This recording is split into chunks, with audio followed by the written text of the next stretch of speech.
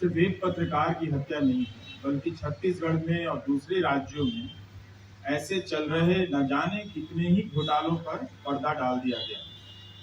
कोई मुकेश जैसा उत्साही पत्रकार अब उन घोटालों पर हाथ डालने से डरेगा, सोचेगा या उसे कोई हतोत्साहित करेगा कि मत करो, तो बहुतों ने राहत की भी सांस ली होगी। क्योंकि हुआ ये है कि प्लेटफॉर्म है, वो अपने जोखिम पर इस तरह की खबरें कर रहे हैं हर राज्य में। इसलिए आप देखिएगा कि पहले उनका टकराव प्रशासन से होता है। प्रशासन उन पर तरह तरह की बंदिशें लगाता है, तरह तरह के मुकदमे करता है, और ये आए दिन की घटना हो गई। Editors guild, press club, IWPC, ये 3 संस्थाएं हैं जो बहुत सजगता के साथ और त्वरित गति से अपनी प्रतिक्रिया जाहिर करती हैं। लेकिन इसके बाद भी जो प्रशासन का मन बढ़ा है कि पत्रकारों को किसी तरह कुचल देने का, क्योंकि उसे पता है कि अब इनकी सुरक्षा हटा ली गई, अब इनके पास कोई सुरक्षा कवच है नहीं, तो उसका दमन करना उस अफसर के लिए भी बहुत ज्यादा आसान हो गया। तो ये एक सिस्टम ने भी संकेत कर दिया है कि अब हम पत्रकार को किसी भी प्रकार का अपना सहयोगी मानकर नहीं चलते इस लोकतंत्र की यात्रा में। तो कहीं भी दिल्ली में जैसे उर्मिलेश जी कह रहे थे कि हटाए जा रहे हैं, और छोटे जगहों पर मुकदमों में फंसाए जा रहे हैं और मारे जा रहे हैं। हम लोग आवाज उठाते हैं, मगर वो आवाज कुछ दिनों के बाद दम तोड़ देती है, पहुंचती नहीं, तब तक कोई और पत्रकार उस लाइन में शिकार होने के लिए खड़ा मिलता है, किसी और नाम से, किसी और जगह पे।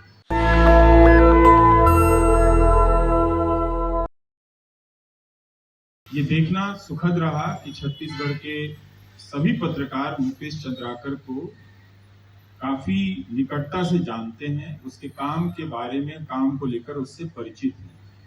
मेरे ही फेसबुक पर कई सारे पत्रकारों ने मुकेश की पुरानी रिपोर्ट को साझा किया, जिससे पता चल रहा था कि उसका काम उस राज्य में कम से कम नोटिस में है। दिल्ली के पत्रकारों से उसका रिश्ता जरूर रहा होगा, लेकिन उसकी पत्रकारिता पर किसी ने सवाल नहीं उठाया। शायद ये वजह थी कि उस ठेकेदार को ये बात चुभ गई होगी उसकी खबर को लेकर कि किस स्तर के पत्रकार ने उसकी जो ठेकेदारी को लेकर जो सवाल उठाए थे किया है। और उसकी हत्या सिर्फ एक पत्रकार की हत्या नहीं है, बल्कि छत्तीसगढ़ में और दूसरे राज्यों में ऐसे चल रहे न जाने कितने ही घोटालों पर पर्दा डाल दिया गया। कोई मुकेश जैसा उत्साही पत्रकार अब उन घोटालों पर हाथ डालने से डरेगा, सोचेगा या उसे कोई हतोत्साहित करेगा कि मत करो, तो बहुतों ने राहत की भी सांस ली होगी। क्योंकि हुआ ये है कि फॉर्म है, वो अपने जोखिम पर इस तरह की खबरें कर रहे हैं हर राज्य में। इसलिए आप देखिएगा कि पहले उनका टकराव प्रशासन से होता है। प्रशासन उन पर तरह तरह की बंदिशें लगाता है, तरह तरह के मुकदमे करता है, और ये आए दिन की घटना हो गई। Editors guild, press club, IWPC, ये 3 संस्थाएं हैं जो बहुत सजगता के साथ और त्वरित गति से अपनी प्रतिक्रिया जाहिर करती हैं। लेकिन इसके बाद भी जो प्रशासन का मन बढ़ा है कि पत्रकारों को किसी तरह कुचल देने का, क्योंकि उसे पता है कि अब इनकी सुरक्षा हटा ली गई, अब इनके पास कोई सुरक्षा कवच है नहीं, तो उसका दमन करना उस अफसर के लिए भी बहुत ज्यादा आसान हो गया। तो ये एक सिस्टम ने भी संकेत कर दिया है कि अब हम पत्रकार को किसी भी प्रकार का अपना सहयोगी मानकर नहीं चलते इस लोकतंत्र की यात्रा में। तो कहीं भी दिल्ली में जैसे उर्मिलेश जी कह रहे थे कि हटाए जा रहे हैं, और छोटे जगहों पर मुकदमों में फंसाए जा रहे हैं और मारे जा रहे हैं। हम लोग आवाज उठाते हैं, मगर वो आवाज कुछ दिनों के बाद दम तोड़ देती है, पहुंचती नहीं, तब तक कोई और पत्रकार उस लाइन में शिकार होने के लिए खड़ा मिलता है, किसी और नाम से, किसी और जगह पे। लेकिन हम फिर भी यहाँ से बहुत कुछ कर सकते हैं, यही कि उसके परिवार की आर्थिक मदद के लिए हम अपनी तरफ से व्यवस्था कर सकते हैं। जिन संस्थानों से जुड़ा रहा है उन संस्थानों को press club of India, editors guild of India की तरफ से पत्र भेजा जा सकता है कि आप भी मुकेश के परिवार को कुछ आर्थिक मदद दीजिए, और इस तरह के कोष से उसके परिवार को आर्थिक मदद दी जा सकती है, बहुत सीमित ही है ये भी मदद, लेकिन फिर भी कोई तरीका निकालना चाहिए कि उसके परिवार को थोड़ी राहत पहुंचे। जो आजीविका पर भी हमला किया गया, उसका पूरा परिवार उस संकट में चला गया है। तो हम सब एक तरह से एक लाचार दौर में हैं, लेकिन अभी भी हम अपनी अपने छोटी छोटी कोशिशों से एक दूसरे के लिए पुल बन सकते हैं, एक दूसरे के लिए रास्ता बन सकते हैं, हाथ पकड़ सकते हैं। बीजापुर के पत्रकारों ने कितनी त्वरित गति से मुकेश की हत्या के विरोध में वहां बंद का आयोजन किया, प्रदर्शन किया, ये बड़ी बात है कि उस जिले में भी पत्रकारों ने मुकेश को लेकर एकजुटता दिखाई।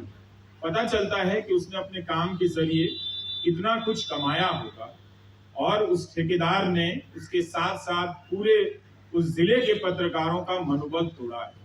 और आप देखिए कि इधर के 1 साल या 2 साल का पैटर्न देखिए ट्विटर पर ही, ज्यादातर जो वीडियो आता है वो कहाँ से आता है, वो इसी तरह के स्वतंत्र पत्रकार जो ऐसे मौकों पर पहुंचे होते हैं जहां पहले किसी सांस्थानिक मीडिया के पत्रकार को पहुंचना चाहिए था, उसके वीडियो से सब कुछ वायरल कराया जाता है। तो ये उन पर हाथ डालने की कोशिश बहुत लंबे समय से चल रही है और गुमनाम तरीकों से चल रही है।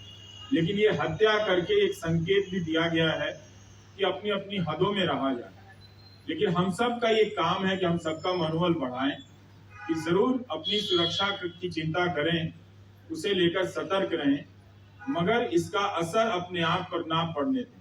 जितना हो सकता है आप कीजिए, अपनी समझदारी से कीजिए, अपने भीतर एकजुटता बनाइए, ताकि प्रशासन या प्रशासन से जुड़े ये लोग ठेकेदार किस्म के जिस तरह से दबाव बना रहे हैं, खरीद ले रहे हैं। कितना दुखद था, दैनिक भास्कर में उस ठेकेदार के बारे में पूरा एक लंबा चौड़ा विज्ञापन परिशिष्ट छपा है, जैसे प्रेरणा लेने के लिए वही बचा हुआ। बहुत सारे और भी अच्छे लोग उस जिले में काम करते होंगे, लेकिन एक पूरा पन्ना छपा था। और इसके बजाय वो अखबार अगर पूरा पन्ना उस पत्रकार के काम पर ही छाप देता तो भी पता चलता कि हाँ, आप अपनी आर्थिक मजबूरी के साथ साथ पत्रकारिता को भी एक संतुलित कर रहे हैं। मगर वो भी तो नहीं दिखा। सिंगल कॉलम का पहले पन्ने पर दिखी और बाद में कहीं और पीछे छपी हुई नजर आई। तो हम लोग सबको ही मिलकर बात करते रहें, इसे आगे बढ़ाते रहें, कुछ ऐसी व्यवस्था हो जाए कि हम करें। ये बहुत दुखद है, पर इसी के बीच अच्छा लगा कि प्रेस क्लब ऑफ इंडिया ने श्रद्धांजलि सभा बुलाई और एक तरह से छत्तीसगढ़ को भी ये संदेश भेजा है कि हम सब आपके साथ हैं। हमारे बीच में जितने लोग हैं, उन्हीं इलाकों से आए हुए लोग हैं, वो कोई दिल्ली में ही अवतरित नहीं हुए हैं, अलग अलग जगहों से आए हैं। तो उन्हें भी पता है कि छोटे जिलों में पत्रकारों की क्या हालत है। लेकिन ये मसला कोई व्यक्तिगत पत्रकार का नहीं है, ये मसला था कि सरकार की संस्थाओं के जरिए और मीडिया की अपनी जो बड़े मीडिया घराने हैं उनकी संस्थाओं के जरिए इसको ठीक करने का। मगर उन दोनों ही स्तर पर इनका दोहन किया गया, इनके साथ इनका लगातार शोषण किया गया। पर कुछ काम करना चाहिए कि और पता करना चाहिए कि हम क्या कर सकते हैं। हमारे पास बहुत आसान काम है कि हम उन्हीं स्ट्रिंगर से पता कर सकते हैं कि आपको पूरे दिन भर के वीडियो का कितना पैसा दिया जाता है, और वो लिस्ट यहाँ पर इसी प्रेस कॉन्फ्रेंस में लगा दें, ताकि उनके चैनल के पत्रकार संपादक जब कभी आए तो यहाँ पर पढ़ लें कि जो जिले के पत्रकार जिसके लिए हम आज जमा हुए हैं उनके साथ क्या हो। ये सवाल कोई आज नहीं उठा है, 10 साल से 20 साल से उठाया जा रहा है इन सवालों को। लेकिन अक्सर आपस की बातचीत में किसी को कमतर दिखाने के लिए, आप तब नहीं बोले, आप अब नहीं बोले साबित करने के लिए, इन सबको पॉइंट स्कोर करने के लिए सब बातें कही जाती हैं।